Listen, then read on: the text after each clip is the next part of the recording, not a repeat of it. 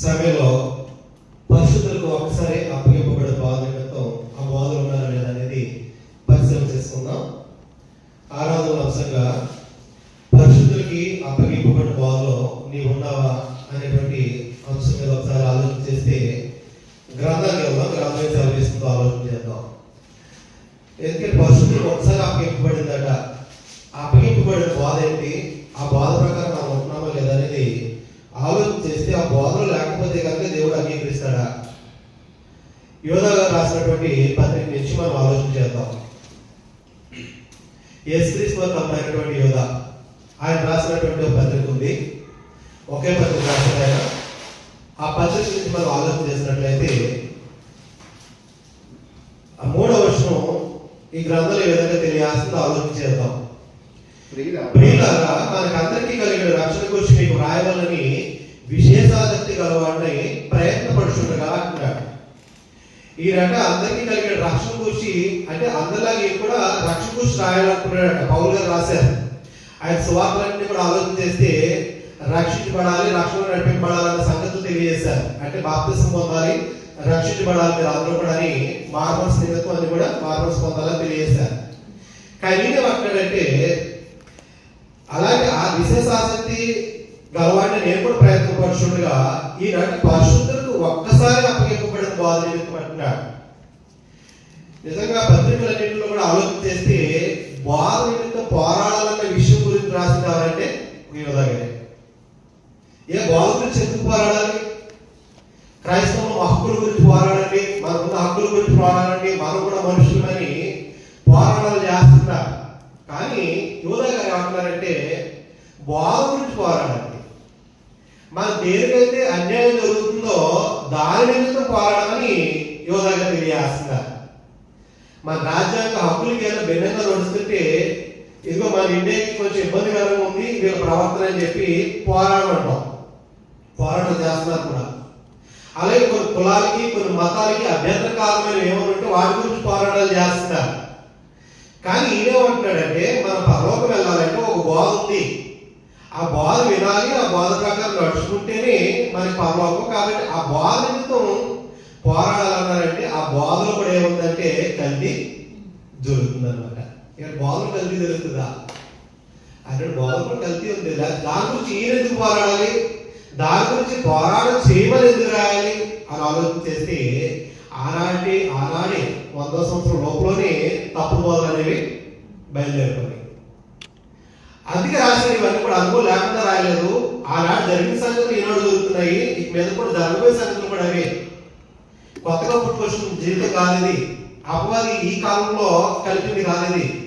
మొదటి శతాబ్దంలోనే అపోస్తలుల యొక్క బోధకి భిన్నమైన బోధ బోధించి కలిపి చెప్పిన వారు ఆనాడు కూడా ఉన్నారు, ఈనాడు కూడా ఉంటారు. కాబట్టి బోధ నిమిత్తం పోరాడాలంటున్నాడంటే ఏదో వచ్చి వెళ్ళిపోయి 2 గంటలు కూర్చొని వెళ్ళిపోయేవారుగా ఉండదు అంటున్నాడు ఆయన. ఏ సంఘం అయితే మీకు మనకేంటి పాస్టర్కి ఆయన తప్పు చెప్తే ఆయన పోతాడు అంటున్నాం, పాస్టర్కి ఆయన పోడు. డ్రైవర్ బస్సు నడిపే డ్రైవర్ తప్పుగా నడిపితే డ్రైవర్ పోడు, డ్రైవర్తో పాటు ప్యాసింజర్ అందరూ పోతారు. ఆయన ఎలా నడిపితే నాకెందుకు, వాడు తాగి నడిపితే నాకెందుకు, వాడు ఏం చేసుకుంటా నాకెందుకు కూర్చుంటావా కూర్చో. అది పెద్ద కేసు కూడా డ్రంక్ అండ్ డ్రైవ్ అంటే. కాబట్టి ఆయన అంటున్నాడు బాధ విషయంలో కొంచెం తేడా అన్నా దాని గురించి పోరాడండి, దాని ప్రకారం నడవండి అంటున్నాడు. పరిశుద్ధులకు ఒక్కసారి అప్పగింపబడిన బాధ నిమిత్తం మీరు పోరాడాలని మిమ్మల్ని వేడుకుంటూ రాసినాడంటే ప్రార్థన చేయాలని అనుకుంటున్నాడు. మనం కూడా అడుగుతున్నాడు, అయ్యా మీరు కూడా పోరాడండి. దేని నిమిత్తం అంటే పరిశుద్ధులకు ఒక్కసారి అప్పగింపబడిన బాధ అంటున్నాడు. పరిశుద్ధులకు ఒకసారి అప్పగింపబడిందా లేకపోతే అప్పుడప్పుడు ఆయన కల్లో కనిపెట్టి దర్శనం ఇచ్చి అని చెప్తున్నాడా అంటే దర్శనాలు ఇచ్చి ఈ రోజుల్లో మళ్ళా ఇది చెప్పండి అని దేవుడు చెప్పడు. చాలా మంది ఏమంటారంటే దుర్మార్గులు, దేవుడు నాకు బయలుపరుషు దేవుడుగా అంటాడు. వాస్తవానికి ఇప్పుడు బయలుపరుషు ఉన్నాడు కానీ గ్రంథం ఈనాడు అన్ని బయలుపరిచేస్తుంది. ఇది ఇప్పుడు చదవాలి, దీనికి ఇప్పుడు చదువుకున్నాడు కాబట్టి ఈనాడు దేవుడు నాకు దర్శనం ఇచ్చాడు అంటాడు. వాస్తవానికి దీనికి దర్శనం ఇవ్వాలి ఆల్రెడీ గ్రంథంలో ఉన్నాయి. చెప్పమంటే దేవుడు నాకు దర్శనంలో ఇది చెప్పాడని చెప్పవలసిన అవసరత అంటున్నాడు. ఇందులో ఉన్నాయి చెప్పడానికి ప్రయత్నం చేయమంటున్నాడు. చెప్పకుండా వేరే వాళ్ళు బోధించే వారిని ఇది బోధించమని పోరాటం చేయమంటున్నాడు. ఎందుకు బయట ఎందుకు చెప్పాలి, బయట ఎందుకు కల్పించాలి, మళ్ళీ దేవుడు నాకు ఇప్పుడు తెలియజేశాడని వింత బోధలు ఎందుకు చేయాలి అంటున్నాడు. గ్రంథంలో ఉన్నవి చెప్పమని పోరాటం చేయండి. ఎవరైనా సంఘాల్లోకి వెళ్తున్నటువంటి మీ సేవకుని, అయ్యా మీరు చెప్పింది ఏది గ్రంథంలో కనపడలేదే, ఇది ఎక్కడ లోకంలో కనపడుతుంది, మీరు గ్రంథంలో చెప్పండి అని చెప్పాలంటున్నాడు. అపోస్తలులకు అప్పగించిన బోధ ఉంది. ఈ బోధనకు పోరాడాలని మేము వేడుకుంటున్నారంటున్నాడు. ఎందుకంటే కొందరట రహస్యంగా దొరపడ్డారట. రహస్యంగా ఎలా దొరపడతారు వీళ్ళు? రహస్యంగా దొరపడాలంటే అందులోనే ఎవరో సహాయం చేసేవాళ్ళు వాళ్ళు ఉంటారు. ఎవరో సహాయం చేయకపోతే ఎలా దొరపడతారు వాళ్ళు? స్వరపడరు. బయట వాళ్ళు రావాలంటే అందులో ఎవరో ఒక సపోర్ట్ ఉండాలి. అందులోనే బయలుదేరాలంటే కనుక వీళ్ళు బయట నుంచి ఎవరో వాత స్నేహాలు ఉండాలి. బోధ మార్చాలంటే, ఎందుకంటే ఇది ఇప్పుడు మార్చింది కాదు, ఆనాటి కాలంలో కొంతమంది మార్చిన వారి యొక్క జీవితాలు మనకు కనిపిస్తూ ఉంటాయి గ్రంథంలో. ఆయన తెలియాల్సిన వీళ్ళంటే కొందరు రహస్యంగా జరబడి ఉన్నారట. వాస్తవానికి క్రీస్తు 65 సంవత్సరంలో రాయబడిన పత్రిక అనుకోండి. దీనికన్నా ముందుగా ఒక సంవత్సరం ముందుగా పేతురు గారు కూడా రాశారు. ఆయన కూడా తెలియజేస్తున్నాడంటే పేతురు గారు రాసిన 2వ పత్రికలో ఎందుకు పోరాటం చేయాలంటున్నాడు. ఒక్కసారి అప్పగింపబడిన బోధ నిమిత్తం ఆలోచన చేస్తే పేతురు గారు రాసినటువంటి 2వ పత్రిక 2వ అధ్యాయంలో 1వ వచనంలో తెలియజేస్తున్నారు. ఆయన కూడా ఒకసారి ఆలోచించారు. ఈయనేమో వస్తారు అంటున్నాడు పేతురు గారు, బయలుదేరతారు అలాంటి వాళ్ళు. ఆ పశువులకు అప్పగించిన బోధన మార్చి బోధ చేసేవాళ్ళు బయలుదేరతారు అంటే యోధ గారు అంటారు ఆల్రెడీ వచ్చేసారు. కాబట్టి ఏమంటాడంటే మరియు అబద్ధ ప్రవక్తలు ప్రజల్లో ఉండేవి, అటువల్ల మీలోనూ అబద్ధ బోధకులు ముందురు అంటున్నాడు. వీరు తమను కొనిన ప్రభువును కూడా విసర్జించుచు తమకు తామే శీఘ్రముగా నాశనం కలగజేసుకోవచ్చు. నాశనకరముగా భిన్నాభిప్రాయాలు రహస్యంగా డైరెక్ట్ గా బోధించినట్టు ఏదైనా సరే రహస్యంగా బోధిస్తారు. మనుషుల మధ్యలో విభేదాలు కలిగిస్తారు. వాళ్ళకి వీళ్ళకి మధ్యలో పొత్తులు లేకుండా చేస్తారట. వీళ్ళు సత్యం కాదు చెప్పేది. వీళ్ళు భిన్నాభిప్రాయాలు చెప్పే వాళ్ళు ఏం చేస్తారంటే రహస్యంగా చేస్తారట. అంటే సంఘాన్ని తెలియనూరు, సంఘ నాయకులు తెలియనూరు, తెలియకుండా ఏం చేస్తారంటే భిన్నమైన బోధలు బోధించి జాగ్రత్తగా లాక్కుపోతూ ఉండేవాళ్ళు ఆ కాలంలోనే వస్తారు అంటున్నాడు పేతురు గారు. వచ్చేసారు అంటున్నాడు యోధ గారు. కాబట్టి నాశనం భిన్నాభిప్రాయాలు రహస్యంగా బోధించరు. మరియు ఈ బోధించేవారట అనేకులు వారి పోకిరి శాస్త్రం అనుసరించి నడుస్తారట. వారి పోకిరి శాస్త్రం అంటే వెర్రి మాటలు. పోకిరి మాటలు అంటే వెర్రి మాటలు అన్నాడు. పోకిరి శాస్త్రం అంటే వెర్రి శాస్త్రం అంటే అపోస్తుల యొక్క ప్రవర్తన ఉండదు వాళ్ళ దగ్గర. వాళ్ళు ఏం చేస్తారంటే ఇటు లోకంలో ఉంటారు, ఇటు సంఘంలో ఉంటారు. వీళ్ళు ప్రవర్తన ఎలా చూపిస్తారంటే మనం ఇలా కూడా బ్రతికేయచ్చు అన్నట్టుగా వీళ్ళు శాస్త్ర సంఘానికి చూపిస్తామంటే అనేక మంది ఏమన్నారు, ఎలా బతుకుతావు, ఇలా కూడా మనం బ్రతికేయచ్చు అని చెప్పి అనేక పోకిరి యొక్క శాస్త్రాన్ని అనుసరించి నడుస్తారట. వీరిని బట్టి సత్య మార్గం ఏమవుతుందంటే దూషించబడుతుందంటే సత్యాన్ని అంగీకరించేవారు ఉండరు. ఎందుకు ఉండరంటే ఇక్కడ బోధమంది వెళ్తున్నారు, ఇక్కడికి ఇక్కడ సంఘం కాదు, ఇది ఇక్కడ బోధించట్లేదా, ఇది కూడా సత్యమే కదా, వీళ్ళు ఎలా తిరుగుతున్నా మనకెందుకు అని చెప్పి సత్య మార్గాన్ని విడిచి దురద చెవులు కలవాలి కల్పనా కాలం వైపు తిరిగాలం వస్తుందని పేదరు గారు ఆల్రెడీ పౌలు గారు కూడా చెప్పేశారు.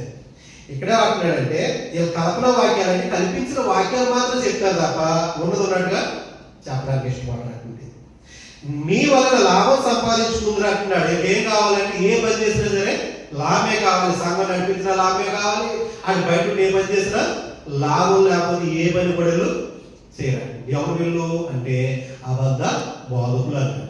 అబద్ధ బోధకులు అంటే కల్పించేటువంటి వారు, పరిశుద్ధులకు అప్పగింపబడిన బోధ ప్రకారం నడవని వారు నడవలేని వారు గురి తెలియాల్సినారు. కాబట్టి వీరు లాభం సంపాదించుకుందరు. వారికి పూర్వం నుండి విధింపబడిన తీర్పు ఆలస్యం చేయదు, వారి నాశనంలో కొనికి నిద్రపోదు అంటున్నాడు.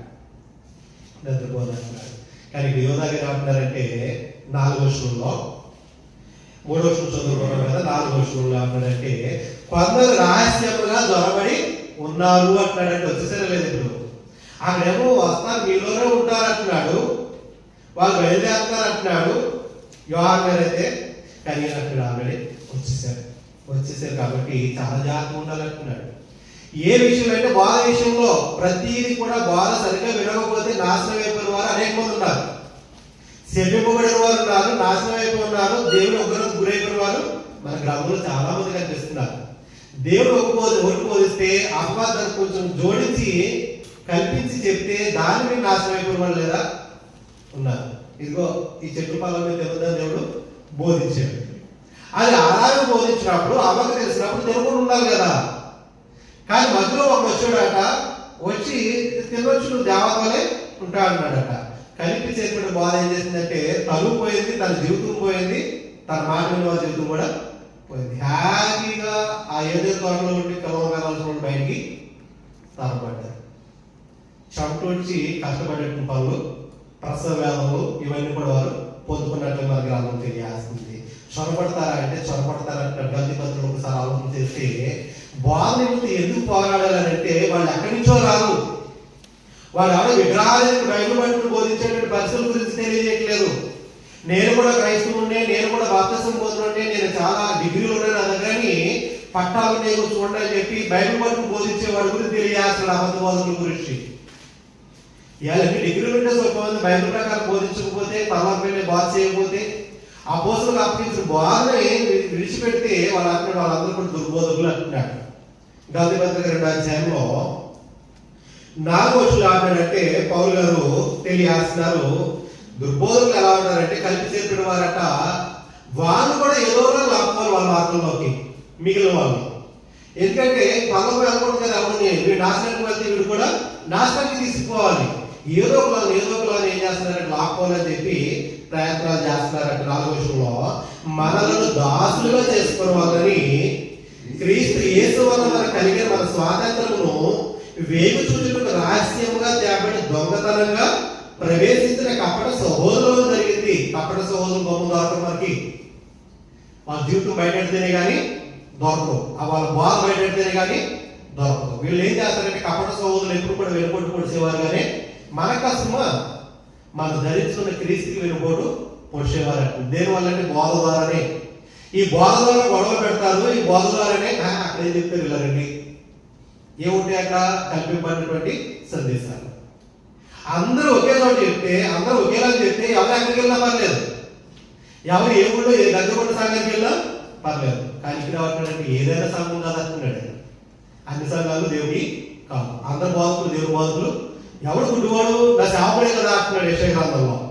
ఏడు గుడ్డుడు సేవకుడు, సేవకుడు గుడ్డుడు అంటాడు. మనం అనుకుంటాడా అంటే కళ్ళుండి సరిగ్గా చూడక, కళ్ళుండి సరిగ్గా గ్రహించకపోతే అలాంటి గుడ్డోడు బొమ్మలు నిజంగా కళ్ళు లేని గుడ్డోడు కాదండి. దేవుడు కంటి చూపు సరిగ్గా ఇస్తే చదివి బాగా చదివి అర్థం చేసుకోవడం గుడ్డోడు, అర్థం చేసుకోకుండా బోధించడం మరి గుడ్డోడు. కాబట్టి అలాంటి గుడ్డు బోధకులకి దేవుడు వెళ్ళొద్దంటున్నాడు. ఎందుకంటే మీరు రహస్యంగా కనపడ్డారంటే లోపలికి అధికారం కలిగి వాళ్ళ మనసులో పెట్టుకుంటారు. జాగ్రత్త దాని ప్రకారం నడిపించుకోవడానికి ప్రయత్నం చేస్తారట. వాళ్ళ యొక్క జీవితాలు ఎలా ఉంటాయో పాత నిబంధనల గురించి పోల్చి చెప్పేస్తున్నాడు. ఏదో తీసుకెళ్ళాలి వాళ్ళని. అది దాసులుగా చేసుకోవాలనుకుంటారంటే ఏ బిస్కెట్ అయితే పడతారు వీళ్ళు ఈ బాధలో వస్తారు. వాళ్ళు నిజంగా జీవితం కలిగి ఉంటున్నారా? పరిశుద్ధులు అన్నాడు సుమా. పరిశుద్ధులు అంటే క్రీస్తు యేసు రక్తం చేత కడగబడిన వారు పరిశుద్ధులుగా ఉండడానికి, పరిశుద్ధులు అంటే పరిశుద్ధులుగా ఉండడానికి పిలువబడిన వారంట. పరిశుద్ధులు ఉంటున్నారా? బోధించేవారు ఉండాలంటున్నాడు. బోధించేవాడు పరిశుద్ధంగా ఉండేనే బోధించే, లేదంటే నీ ఇష్టం వచ్చినట్టు కొనసాగు. నీకు సంఘం ఎందుకు? బయట 3 బిజినెస్ ఉంటాయి కదా, చేసుకోవచ్చుగా. లాభం సంపాదించుకోవాలంటే క్రైస్తవ్యం కాదు. లాభం సంపాదించుకోవాలి 3 వ్యాపారం బయట కనిపిస్తాము. బయట ఎందుకు పట్టుకోవాలి, దుర్బోధలేదు.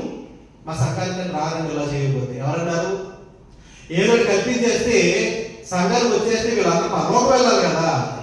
పరలోకం వెళ్ళడానికి రమ్మంటున్నావా, లేకపోతే సంఘం నింపుకోవడానికి, ఫోటో తీసుకోవడానికి రమ్మంటున్నావా? ఆలోచించమంటున్నాడు. పరిశుద్ధులతో కలిసి చేసేది ఆరాధన కాబట్టి పరిశుద్ధులకు అప్పగింపబడిన బోధ ఉండాలంట. అది ఏమంటాడంటే ఇక్కడ కలిగి స్వాతంత్రాన్ని ఎత్తుకోవాలని చూస్తున్నారట.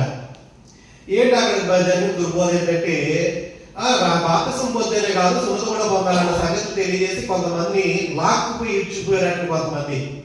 అక్కడ తత్వజ్ఞానం కూడా బయలుదేరిందట. తత్వజ్ఞానం ఏంటంటే ఆచారాలు కూడా మనం పాటించాలి. ఆచారాలు కూడా పాటిస్తేనే మనం ఆనందంగా ఉంటాం. ఆచారాలు లేకపోతే మనకేంటి? ఆచారాలు మనం విడిచిపెట్టేస్తే మన వాళ్ళు ఎలా నమ్ముకుంటారు? ఇలాంటి దుర్బోధలు కూడా లేకపోలేదు. కాబట్టి యూదా గారు ఏమంటారంటే వాస్తవానికి యూదా యేసుక్రీస్తు వారి యొక్క తమ్ముడు, తన తల్లి గర్భాన్ని పుట్టినటువంటి కుమారుడు. అయినప్పటికీ ఆయన ఎవరైనా సరే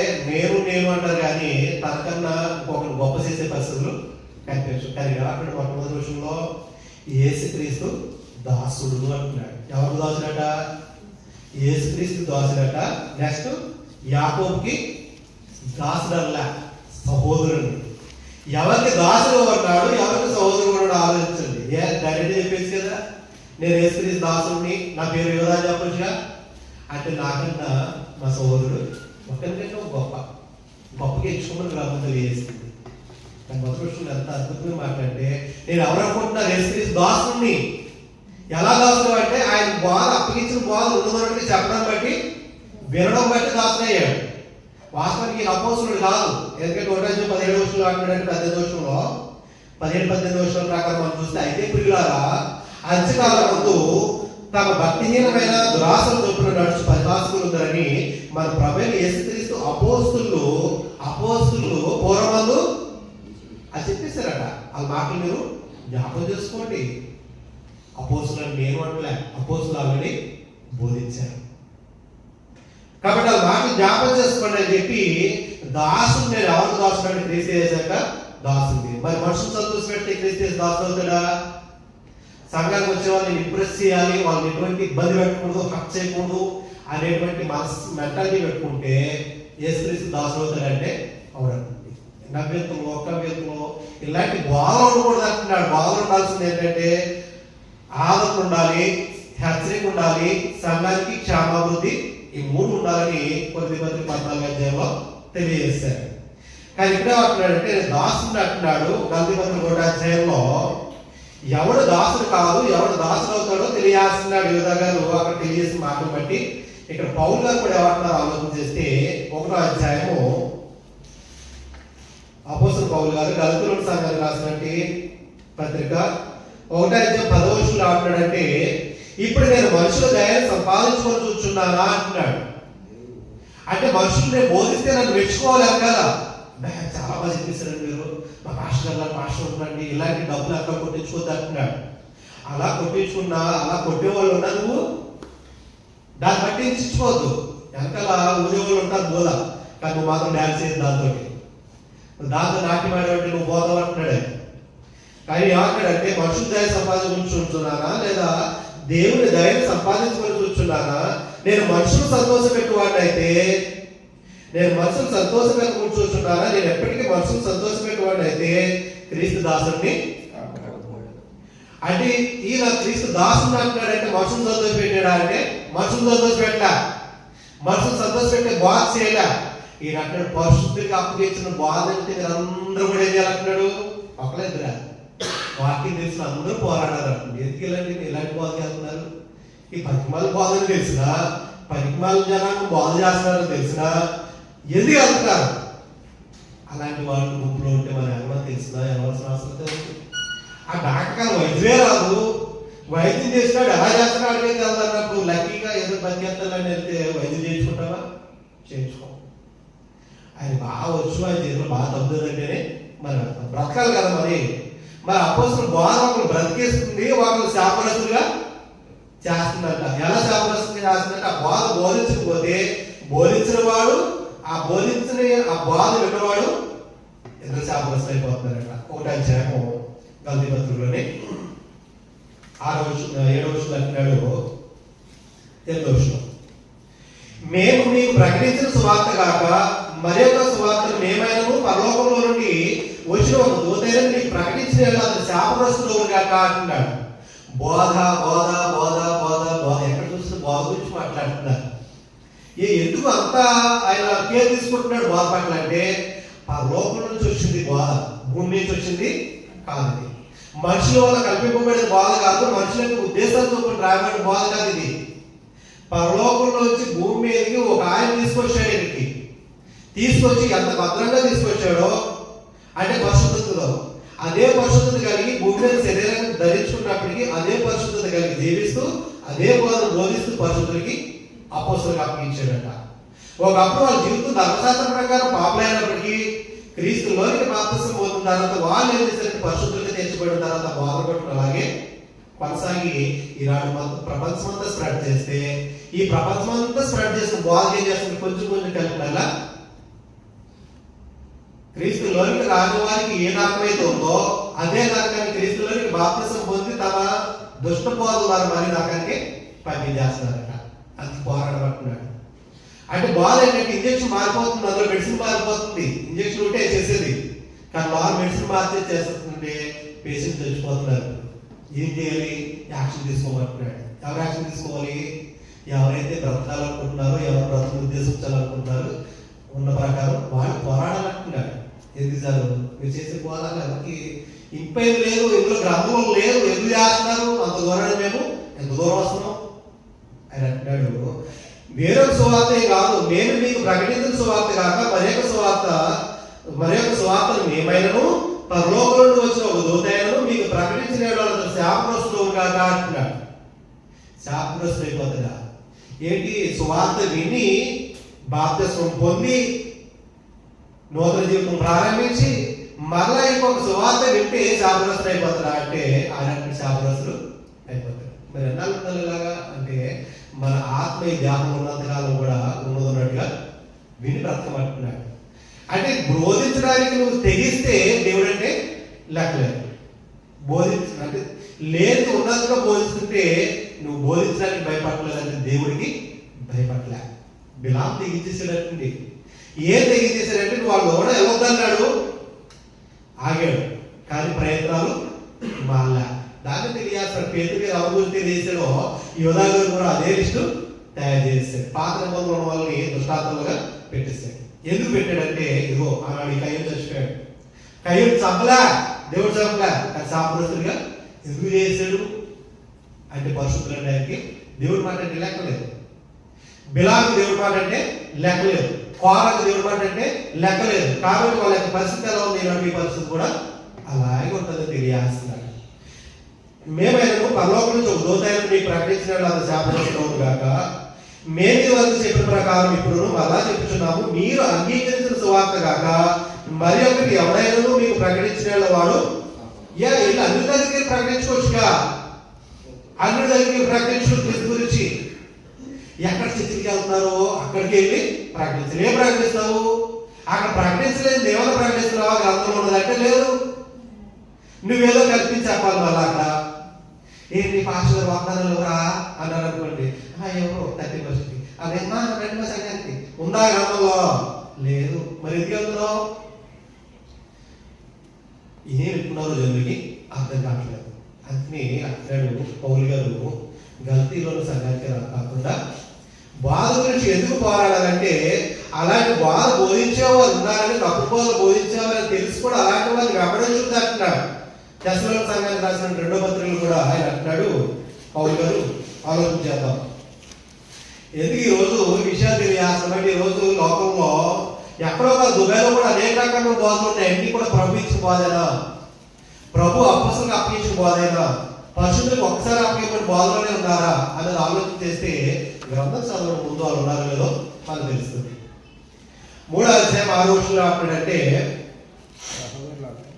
సహోదరులారా ఇది ఎవరు లోకంలో ఉన్నవాడికి రాసిన పత్రిక కాదు, తెస్సలోనిక సంఘానికి రాసిన పత్రిక. ఇది తెస్సలోనికలో పరిశుద్ధులుగా ఉండడానికి పిలువబడిన వారికి రాసిన పత్రిక. అంటాడంటే సహోదరులారా మా వలన పొందిన బోధన ప్రకారము కాక అక్రమంగా నడుచుకునేవారు ఉన్నారట. అక్రమంగా నడుచుకునేవారు ఉన్నారా? పౌలు అపోస్తలుల దగ్గర బోధ నేర్చుకున్నారట. అపోస్తలుల దగ్గర బోధ నేర్చుకుని అంటే యేసుక్రీస్తు వారు అపోస్తలులకు అప్పగించాడు కదా.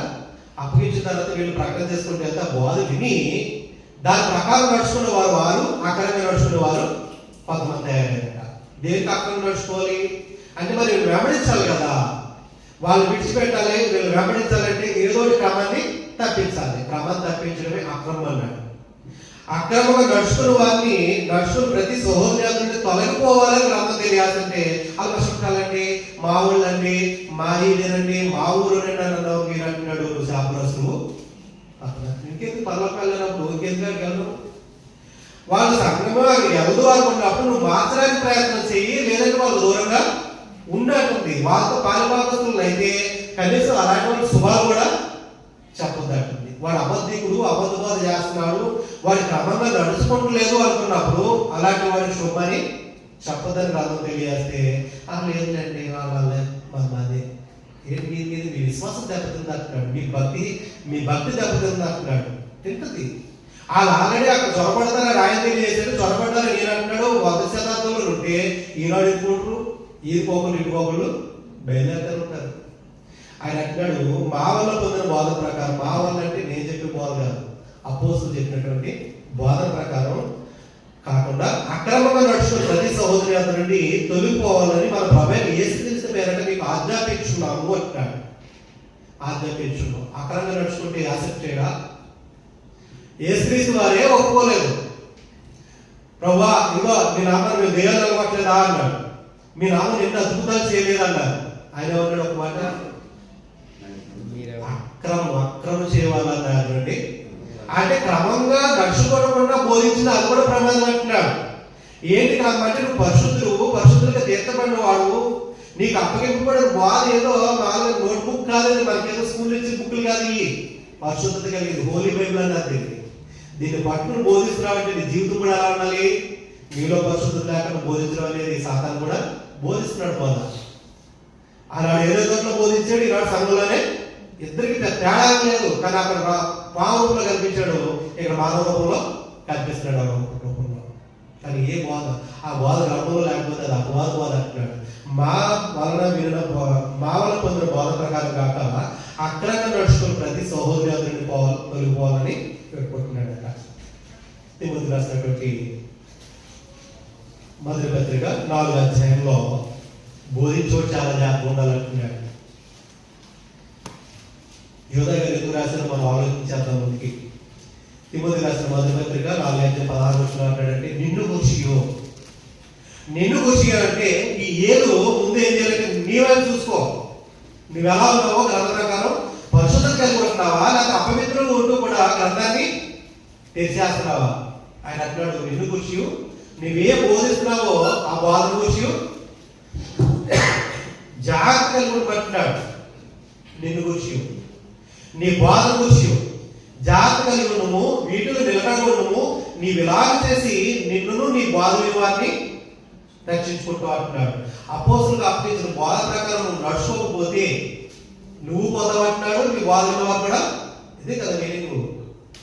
నువ్వు రక్షించబడాలి, నీ బోధ రక్షించబడాలి, నీ బోధ విలువ కూడా రక్షించబడాలంటే నిన్ను గురించి నీ బోధ గురించి జాగ్రత్తగా ఉండమంటున్నాడు. ఏం బోధిస్తున్నారు రోజు? భక్తిహీనుడైతేనట ఎన్ని సలహాలు ఇవ్వండి గ్రంథ ప్రకారం అసలు విన్నట్టుంది, కానీ బోధించడం మాట. అది కీర్తనకారుడు అంటున్నాడు. ఒకసారి ఆలోచన చేసినట్లయితే కీర్తన గ్రంథం 50వ కీర్తన. ఏంటి భక్తిహీనులు కూడా దేవుని వాక్యం బోధిస్తారా? ఎందుకు బోధించరు? ఆ కాలంలో బోధించరు, ఈ కాలంలో ఎందుకు బోధించరు? ధర్మశాస్త్ర కాలంలోనే భక్తిహీనత కలిగి బోధించిన వారు ఉండగా కొత్త నిబంధన కాలంలో ఈ కాలంలో ఎందుకుంటారు? వాళ్ళు కూడా బోధిస్తారు భక్తిహీనులు, కానీ వాళ్ళకి దేవుని రాజ్యం స్వతంత్రించుకోలేదు. 50వ కీర్తనలో దావీదు గారు అంటున్నారు 16వ వచనంలో భక్తిహీనులతోనే దేవుడు ఇలా సెలవిస్తున్నాడట. సారీ, భక్తిహీనులతో 50వ కీర్తన ఆసాఫ్ గారు రాసిన కీర్తన అండి. క్షమించాలి. భక్తిహీనులతో ఆసాఫ్ గారు అంటున్నారు ఈ కీర్తనలో దేవాదేవుడు తెలియాల్సిన మాటలని 50వ కీర్తన 16వ వచనంలో అంటున్నాడు. భక్తిహీనులతో దేవుడు ఇలా సెలవిస్తున్నాడట. ఎవడు భక్తిహీనుడు? అంటే మన దేవుడి గురించి తెలియని వాడు భక్తిహీనుడు కాదు. మన దేవుడి గురించి తెలిసి కూడా ఎలా బ్రతకాలో తెలిసి కూడా బ్రతకలేని వాడు భక్తిహీనుడు. ఎన్నోండి చేపించి ఇలా ఏంటాడు, నేను ఏమైనా సరే ఇలాగే ఉండాలనుకుంటాడు. బయటకు వెళ్ళినంతా అలాగే ఉంటాడులే అనిపిస్తుంది. ఎందుకంటే సాధన ఏం చేస్తుంది, ఇక్కడే గేట్ అవుతలే అన్నీ ఎత్తిపోతాయి. తోపక్కన పడ్డ విత్తనాలు హృదయంలోకి వెళ్ళకూడదు, అవి పల్లెలు చేయకూడదు. మన బ్రతికి ఎలా బ్రతుకుతాం, బ్రతకలేము, వచ్చేస్తాయంటే మొత్తం కిందికి వచ్చేస్తుంది. కాబట్టి ఏమంటాడు భక్తిహీనుల దేవుడు ఇట్లు సెలవిచ్చుడంట. ఆ కట్టడలు వివరించుంటే నీకేం పని? నా నిబంధన నీ నోట్లో ఎందుకు వస్తుంది? నా మాటలు ఎందుకు చెప్తున్నాను నువ్వు అంటున్నాడు. ఆయనకి ఇష్టం లేనప్పుడు, ఆయన మాట ప్రకారం నువ్వు నడలేనప్పుడు ఆయన గురించి ఎందుకు చెప్తున్నావు అంటున్నాడు. భక్తిహీనుడా నా మాటలు? భక్తిహీనుడు వెళ్తారా దేవుని రాజ్యంలో? అంటే దేవుని రాజ్యంలో నిలబడలేరు, పరలోకం అసలే చెప్పలేదు అంటున్నాడు. దిద్దుబాటు నీకు అసలేం కదా అంటున్నాడు. దిద్దుబాటు అసలు ఒప్పుకోడండి. నువ్వు నాకు చెప్పేదేంటి? మేము ఎప్పటి నుంచో ఇలా ఉన్నావు అంటాడు. ఎప్పటి నుంచో ఉన్నావు ఓకే, కానీ గ్రంథ ప్రకారం ఉన్నావా లేవా ఆలోచించుకో. ఈ బాధ ఎప్పటి నుంచో ఉందా అంటాడు. ఎప్పటి నుంచో ఉందా? బైబిల్లో ఉందా లేదా? నీకెందుకు మరి సెపరేట్ పుస్తకాలు గ్రంథం అనేది ఆలయంలో ఆ పుస్తకాలు నువ్వెందుకు చదవాలి? గ్రంథంలో ఇక్కడ ఆలయంలో ఆరాధనలో ఇచ్చింది మనకి గ్రంథం ఉంది మనకి. మరి పెద్ద పుస్తకం ఒకటి, చిన్న పుస్తకం ఏంటి? పెద్ద బాల శిక్ష, చిన్న బాల శిక్ష లాగా ఆడవాడు రాసిన పుస్తకాలు ఇక్కడ ఆరాధనలో దేవుని యొక్క గ్రంథంలో ఏముందని చెప్పాలి కానీ ఆయన యొక్క జీవితం గురించి మనకు అనవసరం బయటపడి మనం ఏదో పౌలు గారి జీవితం గురించి లేకపోతే పేతురు గారి జీవితం గురించి చెప్తారని రాయలే గ్రంథం. క్రీస్తుని గురించి చెప్పడానికి వీళ్ళందరూ రాశారు. అందుకే పౌలు గారు చూసేవారు సుమారు 14 పత్రికలు దాకా రాయేసారు. ఆయన గొప్ప ఉండేయడానికి రాయడానికి కాదు ఆయన రాసిన పత్రికలు. ఆయన ఎక్కడ చేసిన ప్రభుని హెచ్చించాడు. ఆయన తండ్రి దేవుడిని మహిమపరచాలన్నాడు. ఆయన ఆ ప్రకారం మనం జీవించాలంటే రాసిన వాడిని పొగుడుతున్నారు, రాయించిన వాడిని పక్కన పెట్టేస్తున్నారు. ఇక్కడ కూడా అంతే. దేవుడు పక్కన పెడతారు. ఎవడైతే డ్యూటీలు వెళ్తారో ఆడంటే ఆయన మనకు కావాల్సింది డ్యూటీ ఇస్తే వాటి తిరిగిపోతావా? 10 రూపాయలకి 20 రూపాయలకి ఇవ్వడమే దేవుడు ఇచ్చిపెట్టి. ఆయన అంటున్నాడు భక్తి అంటాడు దిద్దుబాటు నీకు అసహ్యం కదా, నీ నా మాటలు నీ వెనుకతో చేస్తున్నావు. ఏదైనా ఎవరైనా చెప్తుంటే డాక్టర్ ఇది ఎవరికి అబ్బో మన తల్లే మన కదా. నువ్వు దొంగ చూసినప్పుడు వాళ్ళు ఏకీపిస్తావు అంటున్నాడు. వ్యభిచారంతో నువ్వు సాంగత్యం చేస్తావు. వ్యభిచారం ఎందుకు కూడా తెలిసి కూడా సాంగత్యం చేస్తావు. ఎవరు వ్యభిచారి? ఏ వ్యభిచారంలో చెప్తున్నాడు ఈయన? కీర్తనగాడు ఏ ఉద్దేశంతో రాశాడో తెలియదు కానీ కొరింథీ పత్రికలో అపోస్తలుడు పౌలు గారు అంటున్నాడు, ఎవరితో సాంగత్యం చేయకూడదు తెలియజేసిన తర్వాత అపోస్తలుడికి అప్పుడు బోధ ఉంది. ఆ బోధలో అక్కడ సందేశం ఉంది. ఆ సందేశం ప్రకారం జీవించలేకపోతే ఇంకెందుకు మన బ్రతుకులు అంటున్నాడు. 1 కొరింథీ పత్రిక 5వ అధ్యాయము 9వ వచనం అంటున్నాడంటే జాతులతో కానీ వ్యభిచారంతో కానీ సాంగత్యం చేయడానికి మనకు అవకాశం ఇవ్వలేదు దేవుడు. అపోస్తలుడు బోధది. కానీ మనం ఏం చేస్తాం? ఎగ్జిస్ట్ అయిపోతాం. మన అవసరం వెళ్తాం. ఎలా ఎగ్జిస్ట్ అయిపోతాం? మనం ప్రేమించిన వాళ్ళు వ్యభిచారం చేసిన పర్లేదు కానీ మనకి ఇష్టం లేని వాడు చిన్న మాట అన్నా కానీ తప్పే. అది పెద్ద బోధంతో చూసేస్తాం. అది పాపం కాకుండా సరే.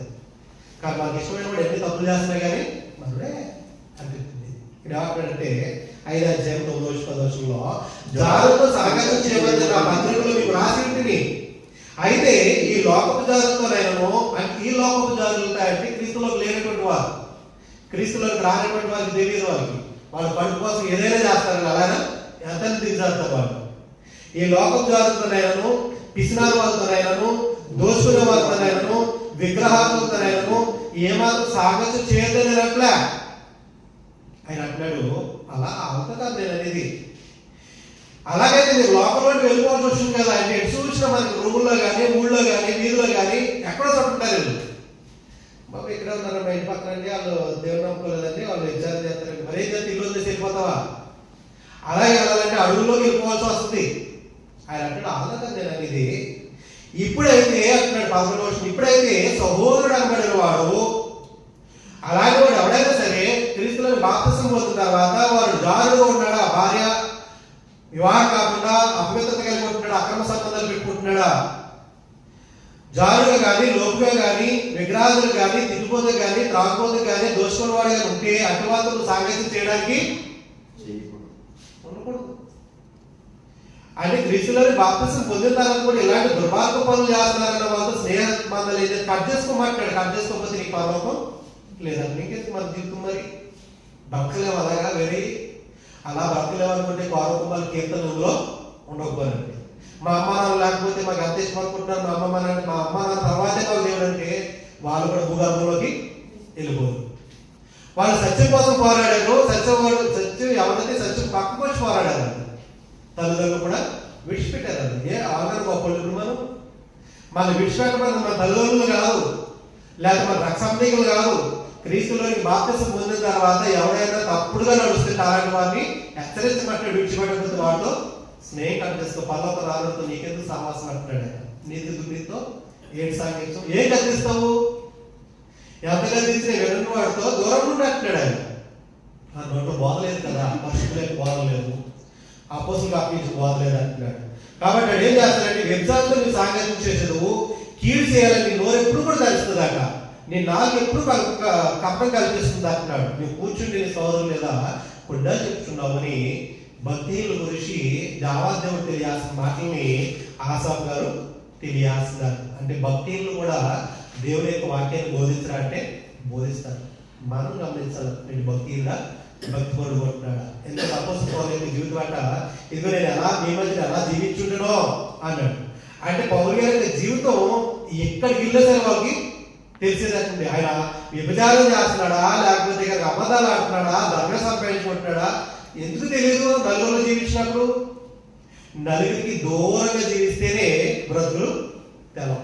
కానీ ఏదో రోజు దేవుడు బయట పెడతాడంటున్నాడు. బయట పెట్టినట్టు మన జీవితం ఎలా ఉంటుందో ఒకసారి ఆలోచించుకోమంటున్నాడు. కాబట్టి పరిశుద్ధులకు అప్పగిన వాడినతో ఎందుకు పోరాడమంటున్నాడంటే ఒకసారి ఆలోచించేద్దాం. యోధా గారి పత్రికకి వెళ్ళి ఈ వారం ముగిస్తుందో ప్రపంచంలోకి వచ్చే వారికి కంటిన్యూ చేసుకుందాం. మొదటి అధ్యాయంలో యోధా గారి పత్రికలో ఒకటి అధ్యాయం ఉంది కదా, 4వ వచనంలో అంటాడంటే, ఈ ఆలయంలో కొందరు రహస్యంగా దొరబడి ఉన్నారు, వారు భక్తిహీనులై మన దేవుడి కృపను దేనికి మార్చేస్తున్నారు, కామాతృత్వంగా అంటాడు. కామాతృత్వంలో దుర్వినియోగపరచు అంటే బోధించే దేనికంటే వ్యభిచారం చేయడానికంట. బోధించే దేనికంటే వచ్చిన స్త్రీలు చెప్పడానికి అంటున్నాడు. ఆయన దేవుడు ఊరుకుంటాడా? నువ్వు బోధించేవాడు సరిగ్గా లేకుండా వచ్చిన అమ్మాయిలు చెప్పేవాడు కొంటే దేవుడు ఊరుకుంటాడా? ఆయన అంటున్నాడు, భక్తిహీనులే మన దేవుడి కృపనంట కామాతృత్వాన్ని మార్చేస్తున్నారంటే. అలాగే ప్రయత్నం చేసింది ఒక కుటుంబంలో ఒకరి కుమారులు. ఎవరన్నా? ఏలి కుమారులు. అలా ఒకసారి మొదటి సమయంలో 2వ అధ్యాయం 22వ వచనంలో, దేవుని ఆలయం అంటే వేలపాలెం ఉంది నాడు బోధించేవాడికి. దేవుని సంఘం అంటే ఏదో ఆకతాయిగా ఉందనుకుంటున్నాడు, కానీ రేపు ఇచ్చిన నరకానికి వెళ్ళిన తర్వాత పరిస్థితులు ఎలా ఉంటాయో అర్థం కావట్లే. 2వ అధ్యాయం 22వ వచనంలో తెలియజేస్తున్నాడు, ఏలి అట బహువృద్ధుడు అయిపోయాడు. అంటే చాలా ముసలాడు అయిపోయాడు. వాళ్ళ కుమారులు ఏమో పెళ్లిళ్ళు కానటువంటి వారు కాదు. కానీ మళ్ళీ ఏం చేస్తున్నారు ఆలోచన చేస్తే, ఏలి బహువృద్ధుడు ఆయన ఇశ్రాయేలుకు తన కుమారులు చేసిన కార్యములన్నీ వారి ప్రత్యక్ష గుడారం యొక్క ద్వారములకు సేవ చేయడానికి వచ్చిన స్త్రీలతో ఏం చేస్తున్నారు, శయనిస్తున్నారట. శయనించుట మాట చెవిని పడగ వారిని పిలిచి ఇట్లాంటున్నాడట. శయనిస్తున్నాడా? ఎవరి పేర్లు? పీనహాసు, ఒప్నీరా,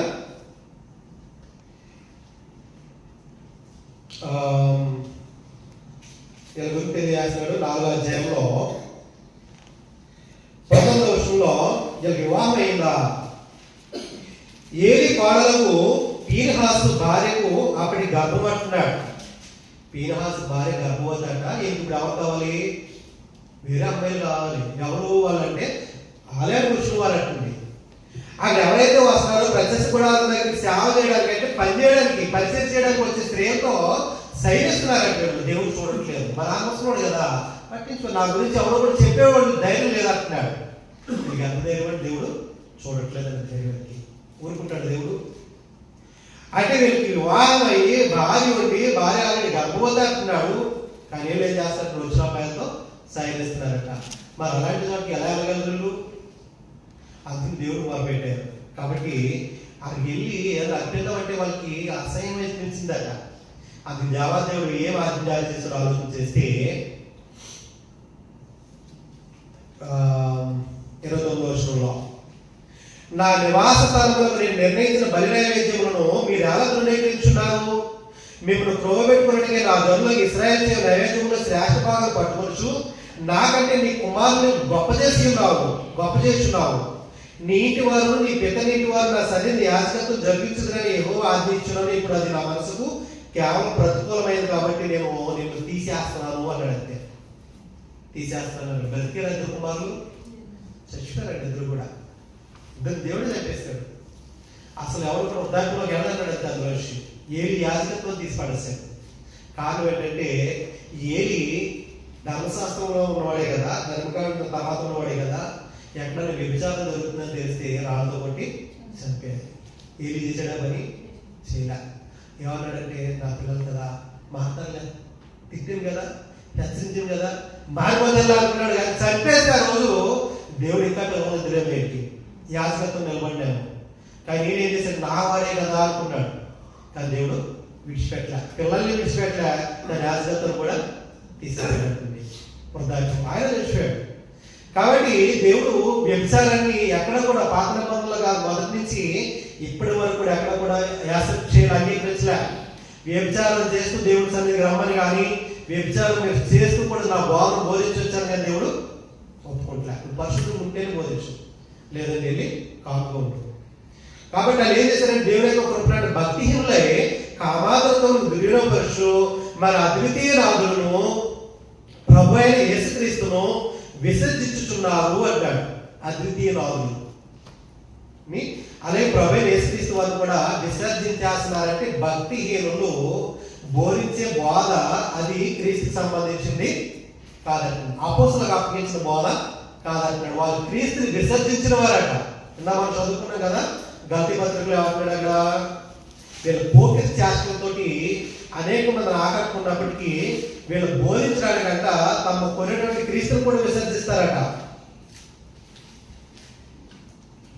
పేతురు గారు అనుకుంటా, క్షమించాలి, పేతురు గారు అసలు 2వ పత్రికలో 2వ అధ్యాయము మొదటి వచనంలో మనం చదువుకున్నాం. అటువలనే మీలో అబద్ధబోధకులు కొనిన ప్రభువును కూడా విసర్జిస్తారు అన్నాడు. కానీ ఇక్కడ అంటున్నాడంటే వాళ్ళు విసర్జించేసారంటుంది. యోధ గారు అంటున్నాడు మరి అద్వితీయ రాజులను అలాగే ప్రభు అయిన యేసుక్రీస్తుని విసర్జించున్నారు. ఈ తీర్పు పొందిన వారు పూర్వమందే సూచించబడిన వారట. కాబట్టి మనం ఏ బాధ వెళ్తున్నామో, ఏ బాధకి వెళ్తున్నామో, ఏ బాధ ప్రకారం మనం మాట్లాడుకుంటున్నామో, ఏ బాధ ప్రకారం మనం ప్రవర్తిస్తున్నామో చాలా జాగ్రత్తగా ఉండాలంటున్నాడు. మరి వినే బోధ మనం పరలోకం తీసుకెళ్తుందట. మనం బోధించే బోధే పరలోకం తీసుకెళ్తుంది తప్ప మనకి బాగా సహాయం చేసేస్తున్నాడు పర్లేదు, మనం అక్కడికి వెళ్ళినా పర్లేదు అనుకుంటే అలాంటి సంఘాలు దేవుడివి సంబంధించినవి. అలాంటి సహాయం చేసే చాలా మంది ఉన్నారు. తమ ప్రాణాలు సైతం ఇచ్చేటువంటి లోకంలో చాలా మంది ఉన్నారు. తన జీవితం అంతా కూడా త్యాగం చేసిన పరలోకం వెళ్ళేటువంటి పరిస్థితులు లేవు. ఆయన అంటున్నాడు క్రీస్తు అప్పగించాడు అపోస్తలుల బోధ, తండ్రి లోకానికి పంపించిన బోధ. ఆ బోధ వినాలి, ఆ బోధ ప్రకారం నడవాలంటున్నాడు. ఆ బోధ ఏంటో ప్రభు చెప్పిన దగ్గర వచ్చేవారం తెలుసుకున్నాం. కాబట్టి ఆయన అంటున్నాడు పరిశుద్ధులకి ఒక్కసారి అప్పగింపబడిన బోధ ప్రకారం మీరు పోరాడాలని మేము వేడుకొనుచు మీకు రాయిస్తున్నాను. పోరాడకపోతే మనం కూడా పోవాల్సిన పరిస్థితి ఉంటుంది. అంటే మనతో ఉంటూ, మనతో సన్నిహితంగా ఉంటూ దుర్మార్గం నడిచే వారి గురించి చెప్పాలి. ఒకవేళ చెప్పలేకపోతే అలాంటి వాళ్ళతో దూరంగా ఉండాలి. అంతే తప్ప వాళ్ళు తప్పుడు బోధ బోధిస్తున్నారని, తప్పుడుగా నడుస్తున్నారని తెలిసి కూడా అలాంటి వాళ్ళతో కలిసి ఉంటే ఏదో ఒక రోజు నీ పరిస్థితి కూడా చెడిపోయే పరిస్థితి దుస్సాంగత్యం అవుతుందట. నువ్వు ఎంతమంది చూడలేదు ఒక రోజుని వాళ్ళతో పట్టి ఆల్రెడీ వాళ్ళు రహస్యంగా త్వరపడ్డారు. ఎందుకంటే మన కిరీటం పట్టుకోవడానికి, మనకున్న స్వాతంత్రాన్ని లాక్కుపోవడానికి క్రీస్తునందు ఉంది. మన ఆస్తులు పట్టుకోవడానికి కాదు, మన ఆరోగ్యం పట్టుకోవడానికి కాదు, క్రీస్తునందు మనకున్న స్వాతంత్రాన్ని తీసుకెళ్ళిపోవడానికి రహస్యంగా వాళ్ళు చొరబడ్డారంటే మన మీద ఫోకస్ పెట్టారు. ఎవరంటే అపవాది. కాబట్టి అపవాది గురించి మనం తెలుసుకోవాల్సిన అవసరత మనకు లేదు. బాధ గురించి తెలుసుకోవాల్సిన అవసరత మనకు. బాధ తెలిస్తే అపవాదాలు కూడా మనకు తెలుస్తుంది. అపవాదాలు కూడా తెలిస్తే మన బాధ తెలుస్తుంది. ఇంక ఎంతసేపు వాడు చేసి దుర్మార్గం గురించి ఆలోచిస్తూ ఉంటే మన సత్యం ఎప్పటికీ అర్థం కాదు. సత్యం తెలిస్తే అబద్ధం ఏంటో తెలుస్తుంది. కాబట్టి గ్రంథాన్ని ఎలా కూడా ఏం చేయాలంటే జాగ్రత్త ఉండాలంటున్నాడు. ప్రతి బోధ దేవుడు ఇచ్చింది, దేవుడు పంపించింది కాదండి. ప్రతి ఆత్మ దేవుడి ఆత్మ కాదండి. పరిశుద్ధాత్మ నడిపిస్తున్నాడు సంఘాలని, దురాత్మను కూడా నడిపిస్తున్నాడు. ఏది పరిశుద్ధాత్మ చేత నడిపింపబడుతుందో ఏంటి, తప్పులు చేస్తూ కూడా బోధించేవాడు పరిశుద్ధాత్మ తోడుంటాడా? ఉంటాడు కదా. మరొకరు ఎలా నడిపింపబడతాడంటే దురాత్మ చేత. మరి అలాంటి వాడి చేత కూడా దీవించబడతారా? అలాంటి వాడి చేత కూడా పరలోకానికి నడిపించబడతారంటే అక్కడ అవకాశం లేదంటే ప్రభుత్వం వారిని కంటిన్యూ చేసుకున్నాం.